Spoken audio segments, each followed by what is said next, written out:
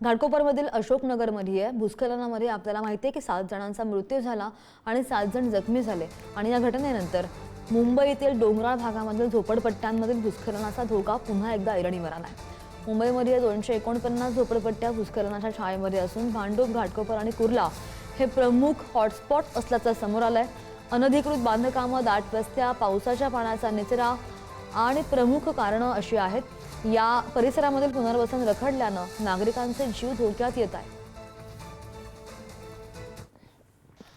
मुंबई शहरामध्ये डोंगराळ भागामध्ये राहणारे नागरिक आणि झोपडपट्टी जो भाग आहे तिथल्या प्रत्येक नागरिकाच्या आयुष्यात पावसाळा हा फक्त एक ऋतू नाही तर जीवावर बेतणाऱ्या सरींचा धोका असल्याचं बोललं जातंय। सध्या मी जिथे आलेली आहे हा डोंगराळ भाग आपण पाहतोय। समोर जर पाहिलं तर ज्या झोपडपट्ट्या दिसतायत इथे राहणारे नागरिक जे आहेत ते जीव मुठीत धरून राहताना पाहायला मिळतात।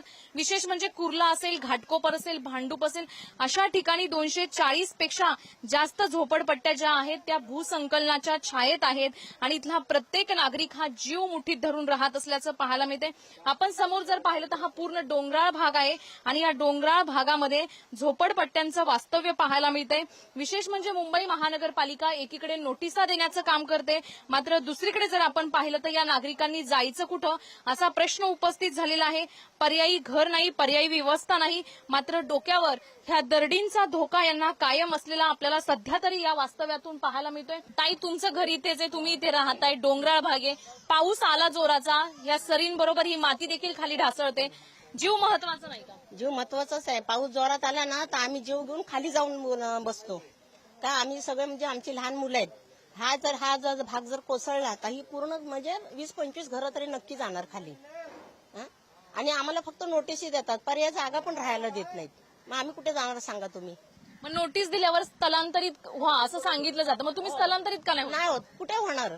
जागा पण पाहिजे आणि जागा नसेल आणि खाणार तरी काय आम्ही? मग आमची सोय काय करणार? नेऊन शाळेमध्ये ठेवतात, तिथे काय 4 दिवस खायला देतात, पुन्हा आणून सोडतात। याचा काय उपयोग आहे आम्हाला त्याचा? मग दरवर्षी वर्षानुवर्षी 30 वर्ष झाली आमचं चव्हाण साहेब होते आमदार, तेव्हा आमचं एका रस्त्यावरच्या खडी जरी निघाली ना तरी ते साहेब बसत होते। पण आमदार साहेब गेल्यापासून कुठलाही नगरसेवक नाही, आमदार नाही, खासदार नाही, कोणीही बघत नाही। आता तुम्ही हेच बघा, तिथं बघा, थोडं सिमेंट लावलंय आत्ताच आठवड्यामध्ये। काय उपयोग आहे त्या सिमेंटाचा? खाली पोकळ आणि वरती सिमेंट, काय त्याचा फायदा आहे? आता तुम्ही बघितलं असेल की किती नाळे वगैरे कोसळलीत ते।